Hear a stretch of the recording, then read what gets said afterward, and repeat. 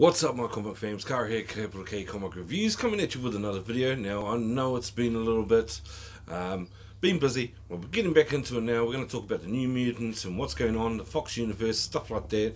But we're going to get into it, so let's go!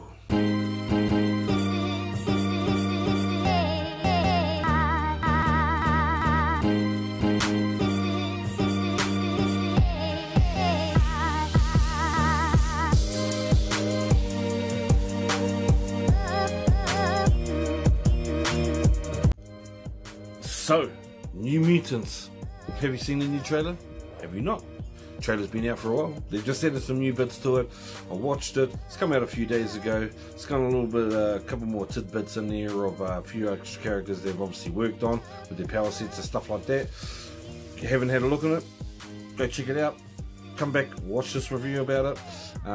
So we get into it, talking about the New Mutants movie that's been meant to be coming out for many years now, for a few years anyway. In the same boat as the Dark Phoenix, when they had the merger with Disney and Fox and all that drama going on, and then Marvel not wanting to release Dark Phoenix and New Mutants and all that. So there's been a lot of behind the scenes stuff going on. So obviously they released the Dark Phoenix, and now they're looking at releasing the New Mutants next year. So watching the review on it, watching the trailer on it, I was,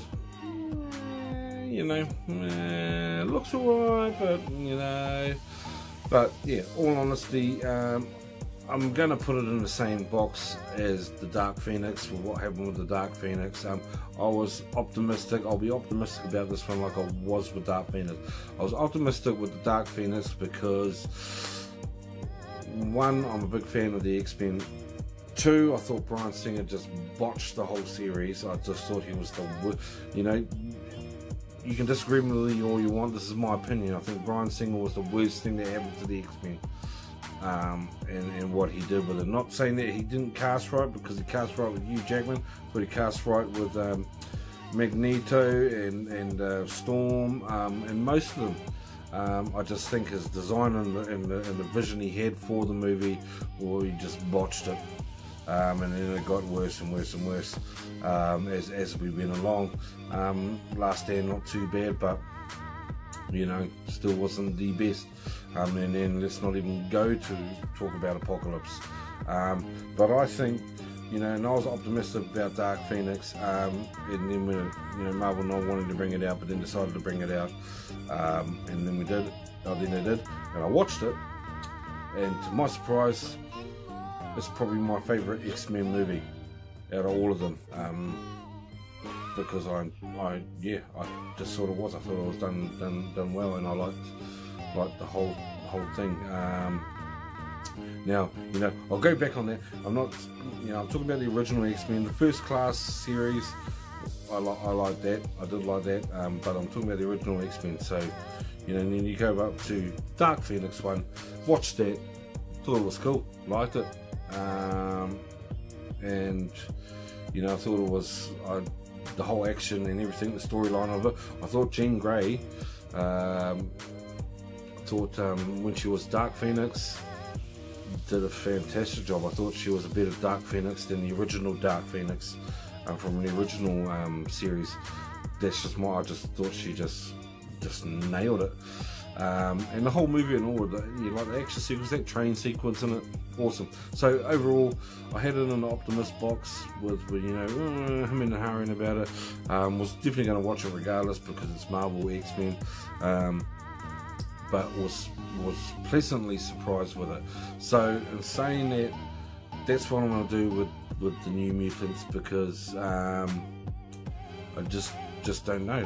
Watching the trailer when it first came out, and you get to see a little bit, and obviously they're going to go down the horror scene of it, and then Marvel, kind of butting heads with Marvel, I suppose, because they had their slate of films with Kevin Feige saying that Doctor Strange 2, Multiverse of Madness, was going to be their first kind of horror film, and where they were going to go into the horror genre in that way. So whether they release it New Mutants before Doctor Strange or after Doctor Strange, from what Kevin Feige is saying, with Doctor Strange being the first of Marvel's horror films, leads me to believe that it's going to be after, but then he may have changed his mind and he may have put it before, but either way. So watching the trailer, yeah, optimistic.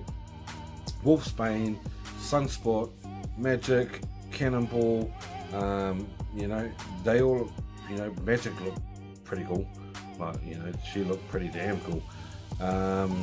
Cannonball was a little bit, you saw him doing his thing down the hallway and looked okay. Sunspot looked pretty cool as well, when he's fully changed. Wolfsbane, you know, yet to see. Really, you get to see us change a little bit, kind of, unless I missed it. Maybe I did, but I didn't get to see her as the full Wolfsbane. But you know, you never know. So they're still working on the tweaks and that, on special effects, obviously, because it looks different than when the first trailer came out. So you know, I'm kind of looking forward to it, but I'm kind of not. I don't know. I'm not one or the other really.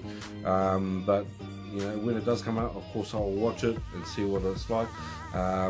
You know, it just makes me think, you know, with the bringing it out before Doctor Strange or after Doctor Strange kind of thing, because maybe they're thinking, if this takes off, then how are we going to incorporate it into the MCU? Now, do we do it beforehand, and then see if it takes off, and then when Multiverse Madness comes along, we can incorporate it into the MCU through there? Or do we wait till it after it, and then, you know, I don't know how they'll spin it into the MCU by there. Because as far as I'm concerned, the Doctor Strange 2 is going to be the mesh that's going to glue both of these universes together, and it's going to tie up the loose ends from the Fox universe into the MCU.